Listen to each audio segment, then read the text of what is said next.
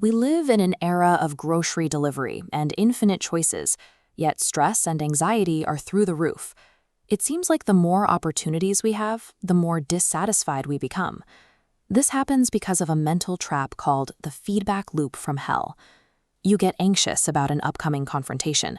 Then you realize you're anxious, which makes you anxious about being anxious. The negative emotion simply compounds itself. Modern consumer culture thrives on this loop. Through social media and advertising, we are bombarded with the message that experiencing negative emotions like fear, guilt, or sadness is a personal failure. Wanting a positive experience is in itself a negative experience. By constantly obsessing over what we lack, the societal pursuit of happiness is the exact mechanism making us miserable. The philosopher Alan Watts referred to this as the backwards law. The harder you try to feel better, the less satisfied you become, because the effort itself constantly reminds you of what you don't have. The reverse is also true. Accepting your negative experiences, your flaws, and your inevitable failures is actually a positive experience. This brings us to a highly misunderstood concept: not giving a fuck. This does not mean sitting on the couch, totally apathetic to the world. It means actively choosing what truly matters to you and deliberately ignoring the trivial distractions. Author Mark Manson built his counterintuitive approach to a good life on exactly this premise. You cannot find genuine fulfillment until you stop demanding a pain-free existence. We are biologically wired for dissatisfaction.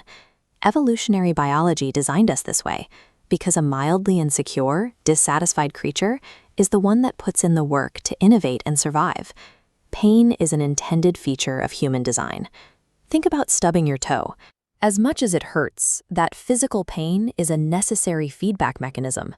It teaches your nervous system about your physical limitations, so you don't seriously injure yourself later. The question that actually dictates your path is, what pain do you want to sustain? The people who reach the top of their fields are simply the ones who happen to enjoy the grueling, unglamorous struggles of their specific path. They endure the late nights and the stress because they chose that specific pain. Consider Hiro Onoda. He was a Japanese soldier who hid in a Philippine jungle for nearly 30 years, unaware World War II had ended. He survived on insects and slept in the dirt, enduring immense suffering because he believed it served the greater meaning of loyalty to his empire. This brings us to a crucial psychological matrix: fault versus responsibility. Fault looks backward, tied to past events you couldn't control. Responsibility is present tense. Regardless of fault, you are entirely responsible for your current choices and reactions.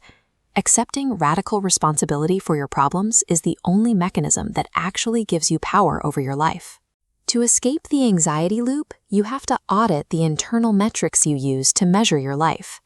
You have to discard values that rely on external validation, like material wealth, needing to always be right, or forced toxic positivity.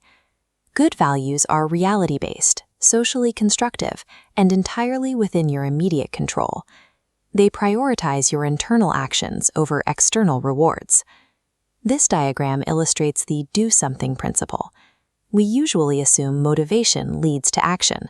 In reality, it's a loop. Simply taking action generates inspiration, which then fuels your motivation. To maintain these better values, you have to get comfortable with rejection. You cannot build a true identity without actively turning down the things that contradict what you stand for. True freedom doesn't come from keeping all your options open. It is found by committing to the few things that actually matter. The psychologist Ernest Becker argued that human beings are fundamentally driven by a fear of mortality. We build immortality projects, careers, legacies, and ideologies to distract ourselves from the inevitable reality of our own death.